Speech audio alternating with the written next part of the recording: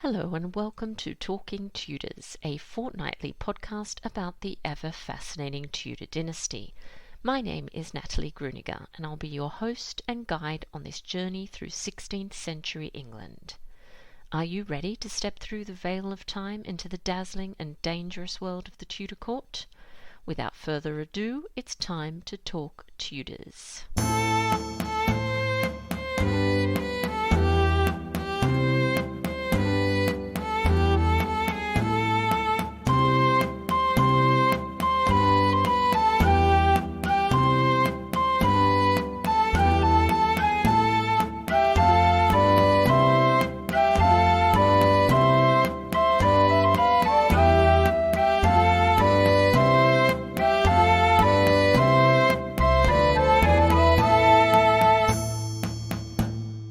Hello everyone, welcome back to Talking Tudors, episode 118, and the third instalment of the All Things Tudor Queens and Consorts series. I'm your host, Natalie Grueninger, and I'm so glad that you could join me. As always, I'd like to begin by acknowledging and thanking the wonderful listeners who continue to support this podcast via Podbean Patron, and extend a heartfelt thank you to everyone who's taken the time to rate and review the show.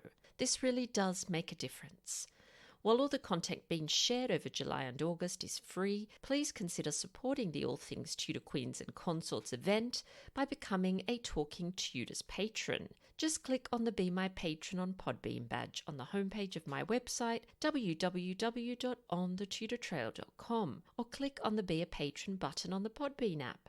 Join the Talking Tudors patron family, and in addition to receiving lots of Tudor-themed goodies, you'll be automatically entered into our patron-only monthly giveaways. July's prize is an amazing Tudor book bundle, which includes the following titles: Forgotten Queens in Medieval and Early Modern Europe, edited by Dr Valerie Schutte and Dr Estelle Paronque; Mary I and the Art of Book Dedications by Dr Valerie Schutte, and Dr Schutte's latest book, Princesses Mary and Elizabeth Tudor and the Gift Book Exchange. A huge thank you to Dr Schutte for sponsoring this fantastic prize. Now, on to today's episode. I'm excited that joining me on the show to talk about Elizabeth of York is Dr Elizabeth Norton. Dr Norton is a British historian specialising in the Queens of England and the Tudor period. She has degrees from the Universities of Cambridge and Oxford and a PhD from King's College London. Dr Norton has written a number of books, including The Lives of Tudor Women, The Temptation of Elizabeth Tudor, and England's Queens, the biography. She regularly appears as an expert on television. Our conversation's coming straight up after this short musical break, courtesy of guitarist Jon Sayles.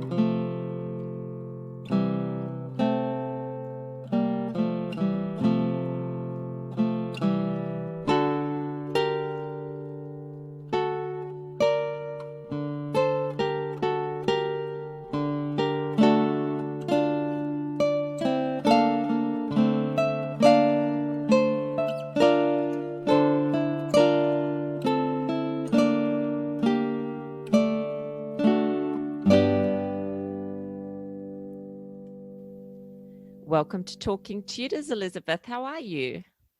I'm good, thank you. Thank you for inviting me on, Natalie. I'm so excited to have you back on the show. So it would be a good idea just for you just to introduce yourself to our listeners and just tell us a little bit about your background.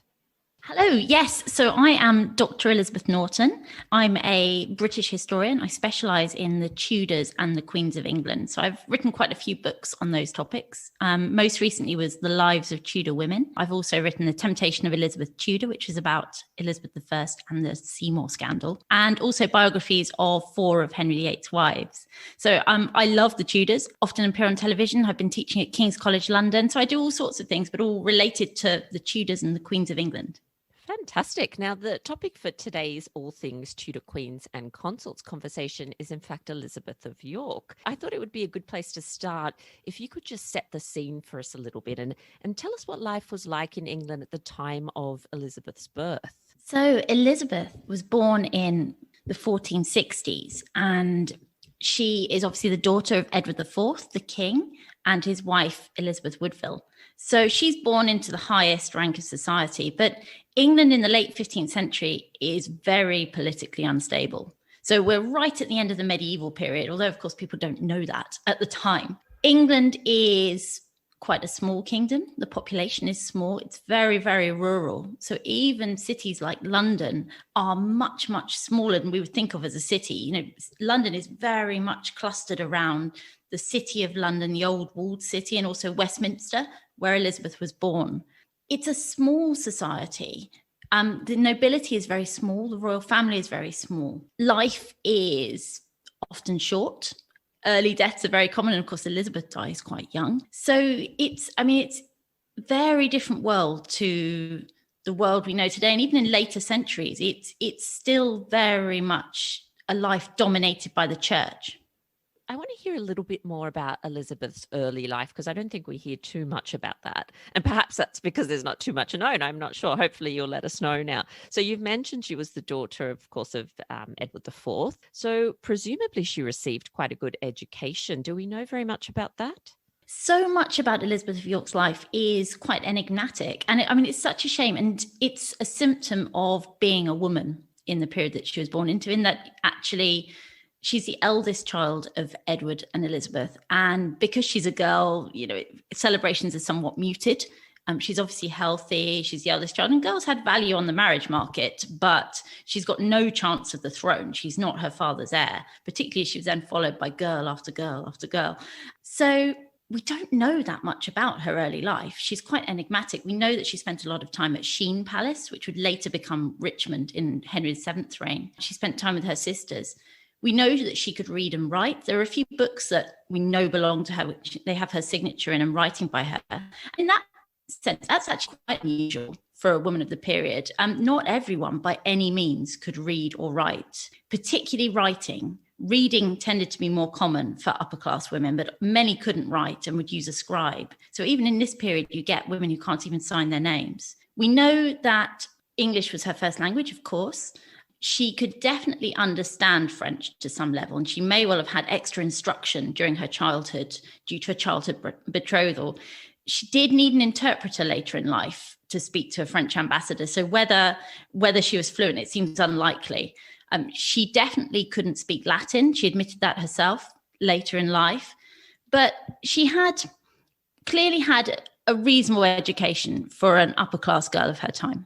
Now, you mentioned Sheen Palace. I always love to hear about the castles and the great houses where all these stories played out. So what are some of the other main residences where her family spent time?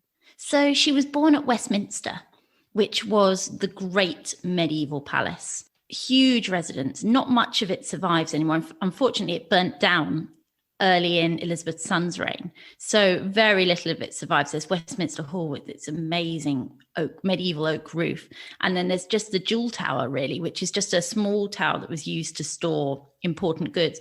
Pretty much everything else has been swept away. So the Palace of Westminster, where the British Parliament is today, that's a 19th century building. But Westminster was a place that Elizabeth knew well. both in the palace and in the surroundings.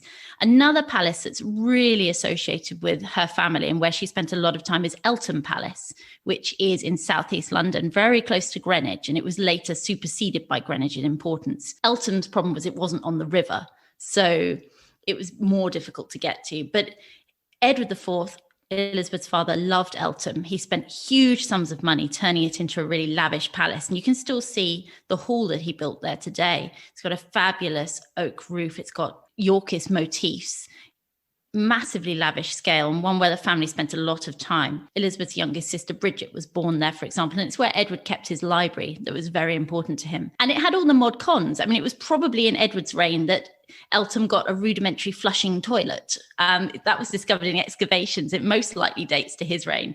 And it sort of involves a series of traps that flush water. So it's quite rudimentary, but for the time, the height of luxury. Absolutely. I have visited Eltham's beautiful Great Hall, and it's magnificent, but it's such an interesting contrast with the rest of the building, isn't it? It is. So Eltham Palace it was derelict by the end of Elizabeth I's reign, by the end of the 16th century, pretty much. Occasional attempts were made to do some repairs so that it could be occupied, but it was never going to be a favorite palace again. It was falling down. And by the early 20th century, it was in a real state. The hall was ruined, and it was bought by some millionaires who decided to Art Deco it up. So joined on to the medieval hall, Edward's medieval hall, is an Art Deco palace, which is quite a contrast. I mean, I have to say, I'd like to live there. But mainly for the hall, to be honest, and the ruins in the garden. You can see the ruins of the Queen's apartments and the King's apartments, and Henry VIII's sewer system is there as well.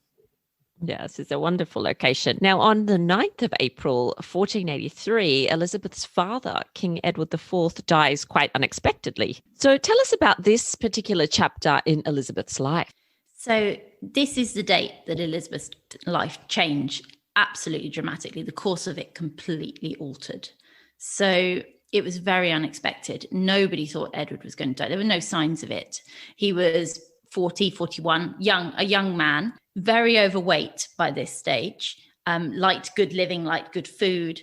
But there was no indication that he was unwell at all until sort of his final illness. So a huge shock to everyone. And of course, his children were young. I mean, Elizabeth was the eldest. She's 17. His heir is 12 years old, her brother Edward. So an enormous shock to the family, and absolutely life-changing, because until that point, Elizabeth's future lay in marriage, probably a diplomatic marriage abroad. She'd spent a long time in her childhood betrothed to the Dauphin of France. Her aunt, for example, Margaret of York, had married the Duke of Burgundy, and Elizabeth could expect a marriage similar to that, probably. But suddenly everything changed.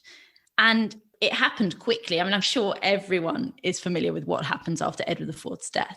So obviously, his son, Edward V, is declared king, and Elizabeth Woodville and her family, the Woodvilles, who are very unpopular, start to bring the king to London so that he can be crowned. On the way, he is waylaid by his paternal uncle, Richard, Duke of Gloucester, who takes custody of the king and arrests the Woodville relatives who are with Edward V. On hearing what's happened, Elizabeth Woodville gathered up her daughters and her younger son, Richard, and took them to the sanctuary at Westminster.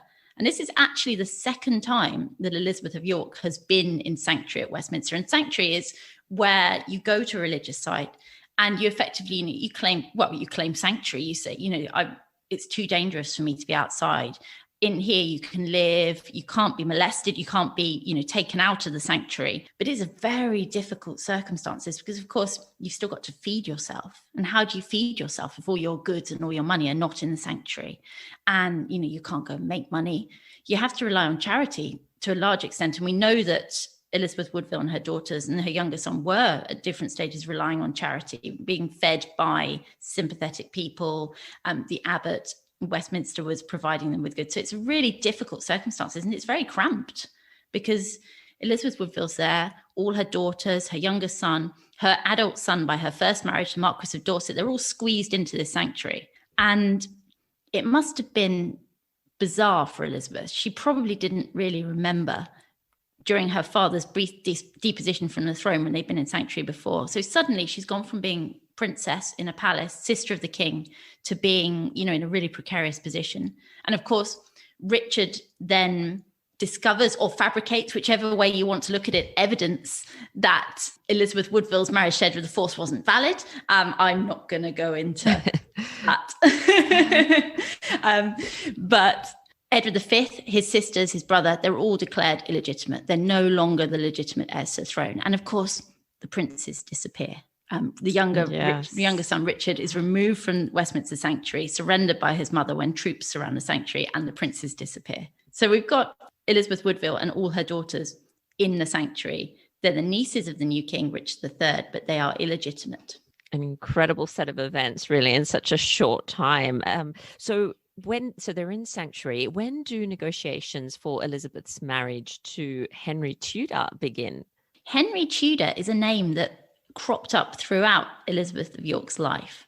He's a really interesting figure because he was so obscure. And obviously, I mean, now everyone knows who he is and hugely important, but at the time, very, very obscure. He is the son of the Lancastrian king Henry VI's half-brother, Edmund Tudor, by Margaret Beaufort, who is a member of the Lancastrian royal family herself, but very, very distantly related. After the Battle of Tewkesbury in 1471, where Edward IV decisively defeats the Lancastrians, Margaret Beaufort is the hereditary heir to the Lancastrian dynasty, as long as you accept that her family are legitimate, which is kind of another set of problem.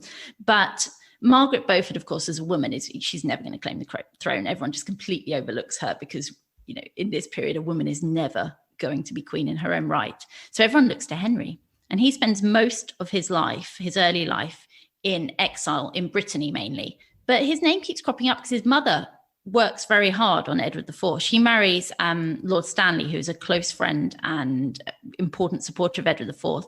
And towards the end of Edward's reign, it looks as though she'd almost managed to get Henry back to England. There's a draft pardon that exists in the royal records from Edward IV trying to pardon Henry VII. And there are just hints that it might have been to marry him to Elizabeth of York, or perhaps one of his younger daughters, to bring him into the Yorkist fold, if you like.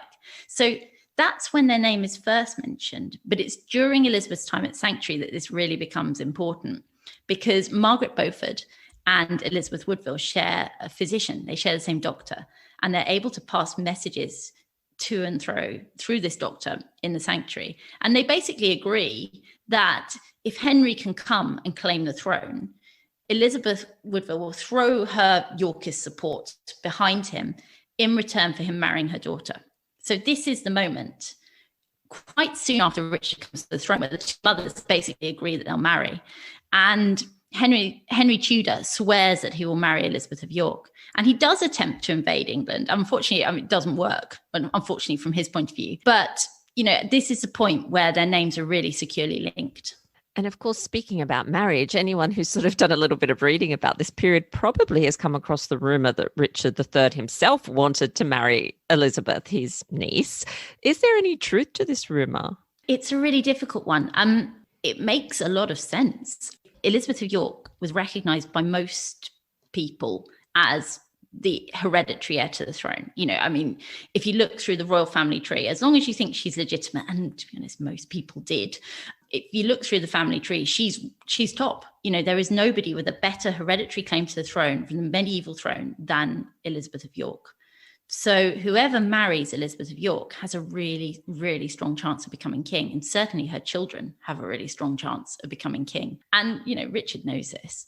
It makes perfect sense to marry her, because if he's the husband of Elizabeth of York, then nobody else is. And then their children have an undoubtedly the best claim to the throne. It would silence the critics about the legitimacy of his reign.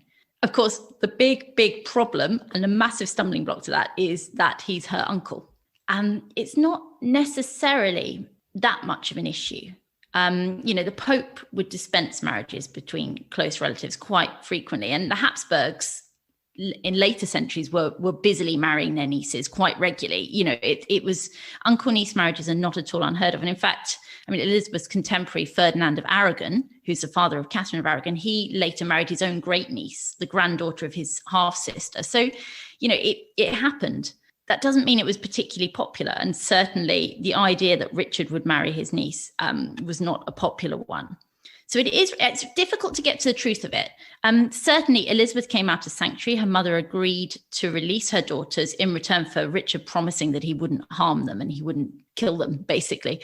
She came to court. She appeared at court wearing the same dress as Richard's wife, which was pretty telling. Richard's wife then dies early in 1485. So there are rumours that he's going to marry Elizabeth, to the extent that Richard actually goes and makes a public denial, says that he goes to the Hall of the Knights of St. John, says, he's never going to marry her. So, I think there probably is some level of truth to it, because it makes sense, and the fact he had to make this denial. The interesting thing is that there's possibly a letter from Elizabeth saying that she agrees to this marriage.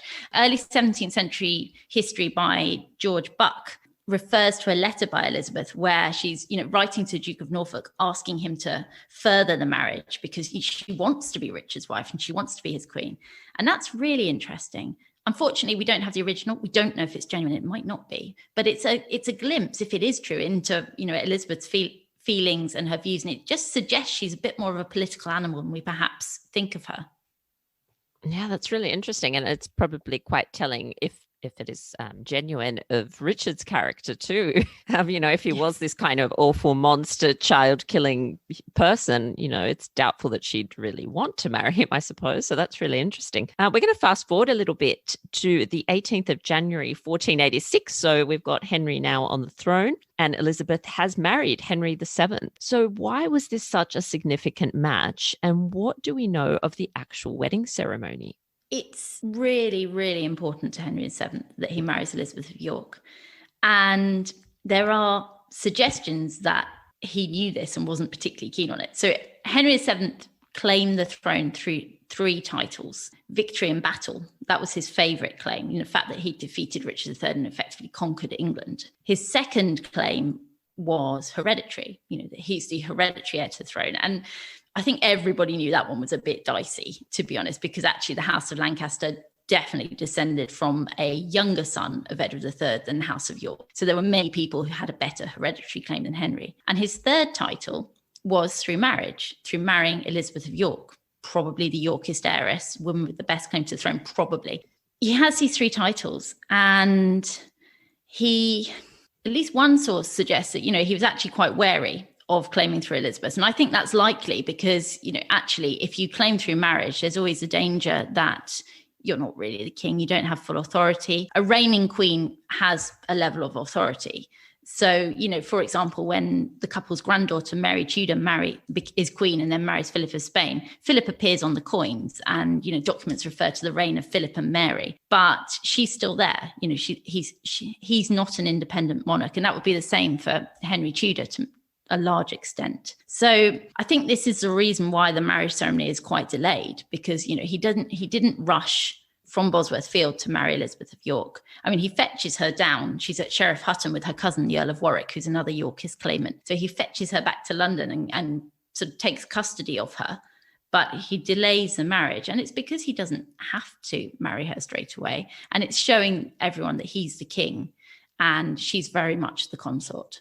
It does make sense, that he doesn't want to emphasize that any of his power comes from Elizabeth, of course. And of course, there's another delay. She marries him in January 1486, but she's not crowned until the following November, so November 1487. So why do you think there was this extended delay between marriage ceremony and coronation? See, this is, again, really strange. And I think we can read something in it about Henry's political relationship with his wife, not necessarily personal, in that she is a political rival to him, as I've just said. So I think most likely the delay is due to the fact that he again wants to establish and display himself as the independent king of England. Because it is really interesting, because most kings preferred their queen to be crowned before they gave birth to an heir. And it's not a hard and fast rule, but certainly from Anglo-Saxon times onwards, it was seen as better if an heir was born to a consecrated mother. Just made them a little bit more kingly, a little bit more mystique. So you would expect, firstly, you would expect Henry to marry Elizabeth of York immediately after becoming king and then share their coronation. That's what Henry VIII does with Catherine of Aragon. They get married quickly and then they just have a joint coronation. He doesn't do that because he doesn't want to share with Elizabeth. And I think the delay again is really saying, you're the consort, you're not the queen. And I don't think it necessarily says anything about their personal relationship, but it very much shows that he wants her to know her political place and she is subordinate. Yeah, and I want to talk to you a little bit more about their actual relationship, their personal relationship. Obviously, the marriage was arranged. It was, a matter of politics and power. But I have read accounts that says that they were quite happy together. So in your research, have you found that their relationship was quite a happy and loving one as far as we know? As far as we know. I mean, she's very enigmatic and we never really get inside Elizabeth's head in the sources, which is such a shame.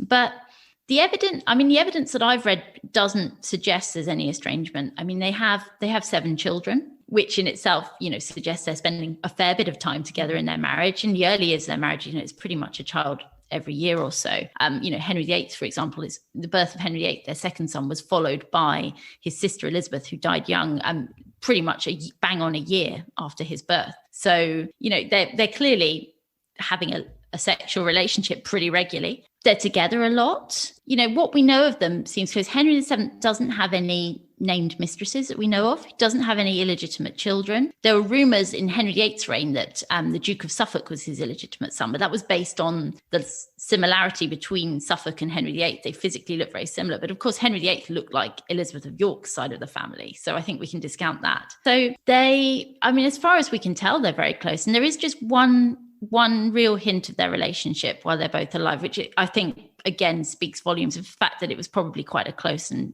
content relationship.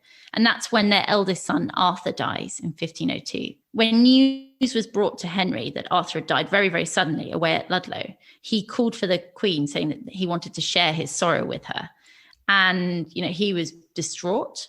Arthur was the symbol of his dynasty. He was named Prince Arthur to be, the heir to King Arthur, if you like, this British dynasty.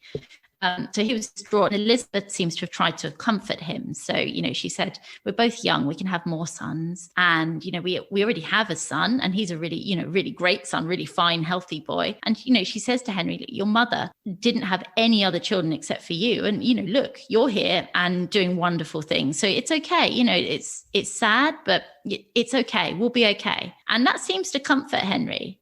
And then Elizabeth went away to her own rooms and just burst into tears and just, gave way to grief. And when Henry heard that she was grieving and crying and sad, he then went to her to comfort her. And again, saying, we've got a son. It's okay.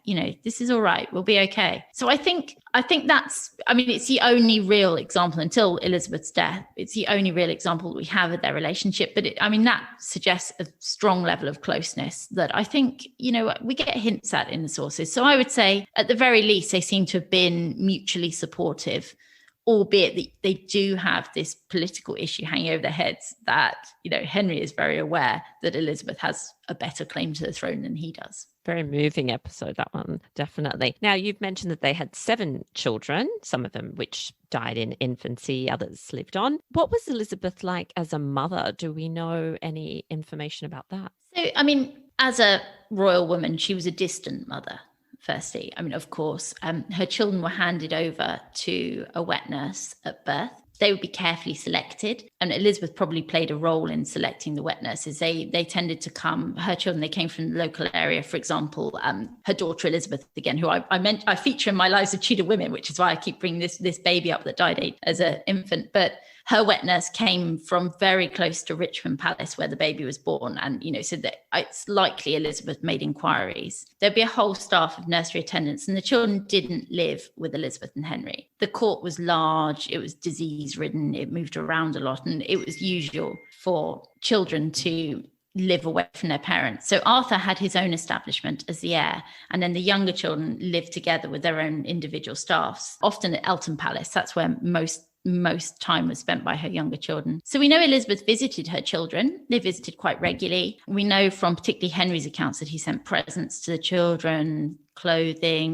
They're very intimately involved in what's going on, but they're certainly not, she's not doing the day-to-day care for her children. As you were speaking, I was picturing that illumination that's I think done following her death, where Henry's, as in Henry VIII, but a young Henry VIII is pictured, bawling over a bed after his mother's death. So I suppose that is also evidence perhaps that they had a warm relationship, even though it may have been a distant one. Yeah, absolutely. I mean, that's a heartbreaking image. I mean, it's the earliest depiction of Henry VIII, and it's, you can't see his face because he's lying, as you say, crying on the bed because his mother has just died. Yeah, I mean, being a distant mother doesn't mean that you're not close to your children. I mean, Henry VII and his mother Margaret both are a real team, and actually she was forced to be absent from almost all of his childhood. So yeah, absolutely. She clearly has a loving relationship with her children. They wouldn't expect to be raised by her. And what about Elizabeth's relationship with her mother-in-law? This is another one that we hear lots of differing accounts and interesting things. What was their relationship like? Margaret Beaufort. Margaret Beaufort is a character, fabulous figure, very, very driven. She gave birth to the future Henry VII when she was a child herself. He was a posthumous child, so she'd been widowed. She was a force to be reckoned with, and very much so when Henry became king. So she began signing her name as Margaret R, which could mean Margaret Richmond because she was Countess of Richmond, but it looks very much like she's sort of implying that she's the Queen, because obviously the Queen would sign as Elizabeth R, the King would sign as Henry R. She also is always known as My Lady the King's Mother, and more importantly, she's always there. Whenever you have a record of any court occasion, Margaret's there.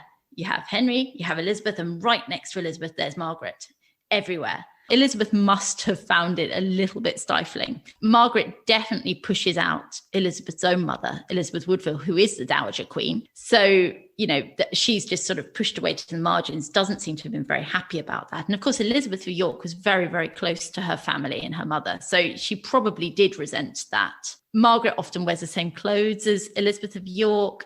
She's very, very pushy and very involved in court ceremonial. So, I mean, she must have resented it to some level, I think, although we don't have the evidence. But equally, I don't think we can see it as, a hostile relationship at all. Certainly, she's got a pushy mother-in-law, but she's also got a mother-in-law who dearly, dearly loves her family. So, Margaret Beaufort very carefully copied out the dates of birth of her grandchildren into her prayer book. She doted on the grandchildren. She doted on her son. So equally, the two women have got quite a lot in common.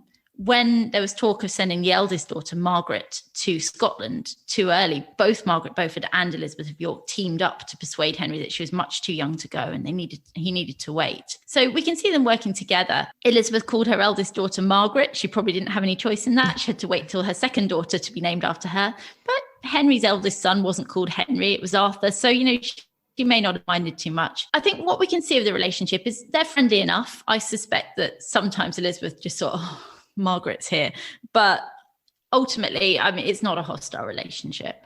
You talked about that really tragic episode where, of course, Prince Arthur dies at Ludlow Castle, leaving Catherine of Aragon a widow as well. And so it's obvious that the couple wanted more children, even though, Elizabeth comforted Henry with those words of, we've got a son, they obviously still wanted more. And in August 1502, it's a really interesting episode because a pregnant Elizabeth goes on Progress, doesn't she, to Wales. Why do you think she decided to make this journey at this particular time? And do we know much of the places that she visited and the people that she stayed with? Yeah, so, I mean, it's such an interesting journey. And we only know about it because her accounts survived for that year. That's the only reason that it survives at all. So it does make you wonder what we might be missing from earlier in her life. We know her itinerary. I mean, she set out to Woodstock. She spent some time in Oxfordshire. She then moves through the Forest of Dean and sort of heads west. She spent a lot of time at Raglan Castle, which is where Henry actually grew up for a large portion of his childhood.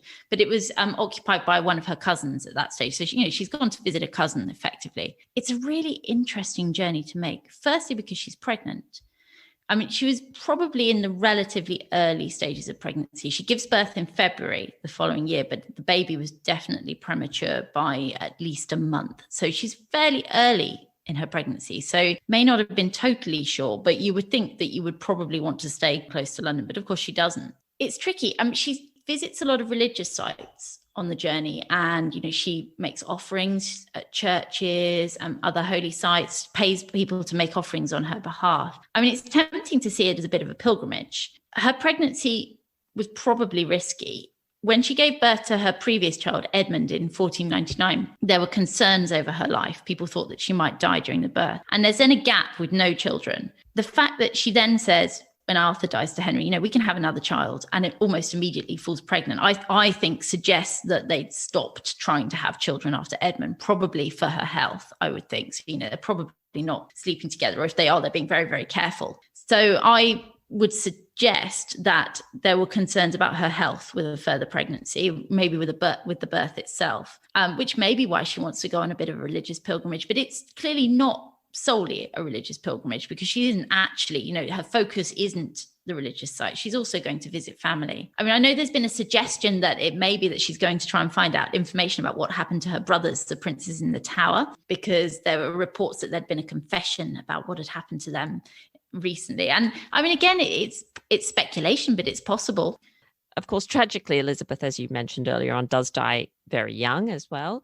Tell us about the death and burial of the first Tudor queen consort. So, yeah, Elizabeth died on her 37th birthday in 1503, which, is really tragic, very, very young. And she dies in childbirth. Her last birth seems to have gone horribly wrong, really. About a week before she actually gave birth, she moved from Richmond Palace to the Tower of London just to stay. And it wasn't where she was intending to have her confinement. So she wasn't intending to give birth at the Tower. And queens in that period normally retired to their chamber a month before the expected birth. And Elizabeth had always followed that protocol. So you would assume that she was planning to do that. So that suggests very strongly that the baby was more than a month premature. The fact that she wasn't even at Richmond where she was planning to give birth.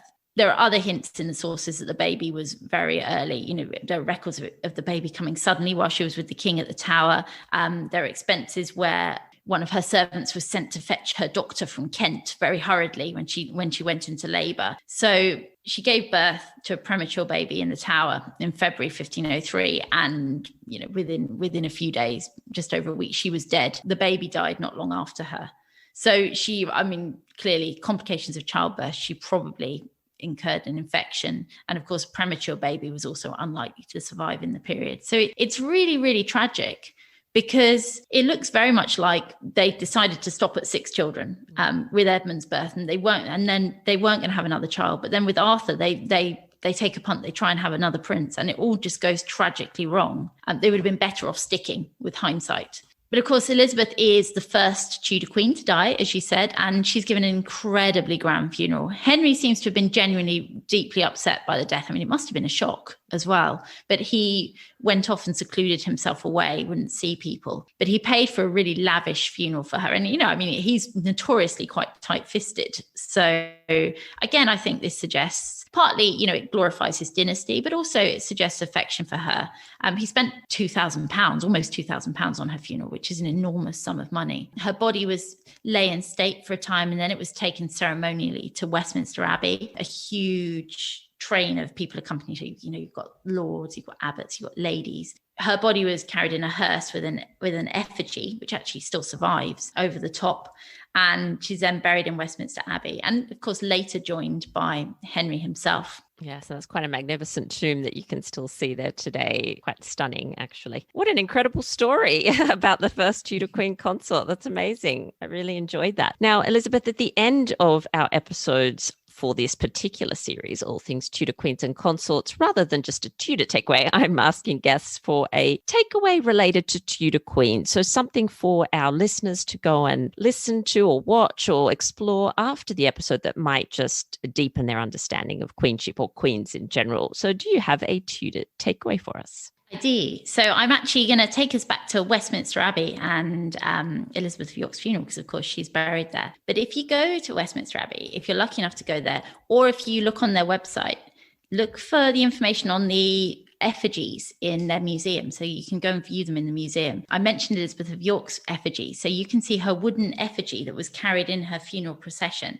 And it's absolutely fabulous, because it's, it very much, she's got no hair because, of course, it it would have been dressed, she would have had a wig, but you can see her face, and I think much more clearly than in the portraits. You can see her as a real woman. There are many other effigies, so don't just stop at Elizabeth. Henry VII is there, very lifelike wooden effigy. I mean, you feel like he could just walk off and start talking. I mean, it's so lifelike. But there's the couple's granddaughter, Elizabeth I, her effigy is there, and in fact also the corset that the effigy was wearing, the underwear survives, and in fact is most likely a corset that was worn by Elizabeth in her life. It was certainly made to her size. It would have fitted her. So that's just fabulous. But as well as them, there are so many other royal and noble effigies. I mean, they go all the way back for queenship. They go all the way back to, we have Catherine of Valois, who was Henry V's wife, and actually Henry Tudor's grandmother through his father, Edmund Tudor. You also have Anne of Bohemia, who was the first wife of Richard II, who died right at the end of the 14th century, and her effigy is there too. So it's well worth just exploring, because it's so rare in this period that you can actually kind of see these figures in 3D. You can see things that were really directly associated with them, not just sort of bricks and mortar of palaces, but actually, you know, these are the things that were carried in their funerals. You know, they were meant to be likenesses and to look like them. They give you a real sense of what the person was like. So they're well worth a look, and you can find them on the Westminster Abbey website, and also, of course, in the museum itself. Definitely. They're fantastic. And I'm just thinking of Henry Tudor's effigy. His face is quite kind of drawn, isn't it? It's quite a shock when you see it. You think, wow, he must have been quite ill at the end, I think. Very thin. I mean, I think he was worn out, really. I mean, it's Absolutely. Hugely realistic. You can imagine him as a real man, and he looks old for his age and tired. And you can sort of see why the nobility were kind of scared of him as well. Yes. Actually, you know, he's a severe man. You know, he's not someone you necessarily would want to mess with. Exactly. No, that's a wonderful takeaway. And thank you so much for coming on the podcast and sharing your expertise, and for talking Tudors with us. It's been absolutely wonderful. Well, thank you very much for having me. I've really enjoyed it. Well, that brings us to the end of this episode of Talking Tudors. Thank you so much for joining us. I absolutely love to hear from listeners, so if you have any comments or suggestions, or just want to say hi, please get in touch with me via my website, www.onthetudortrail.com, where you'll also find show notes for today's episode. If you've enjoyed the show, please share the podcast with friends and family, and don't forget to subscribe, rate, and review. I also invite you to join our Talking Tudors podcast group on Facebook, where you can interact with other Tudor history lovers and hear all the behind-the-scenes news. You'll also find me on Twitter. My handle is On the Tudor Trail, and on Instagram as The Most Happy 78. It's time now for us to re-enter the modern world. As always, I look forward to talking Tudors with you again very soon.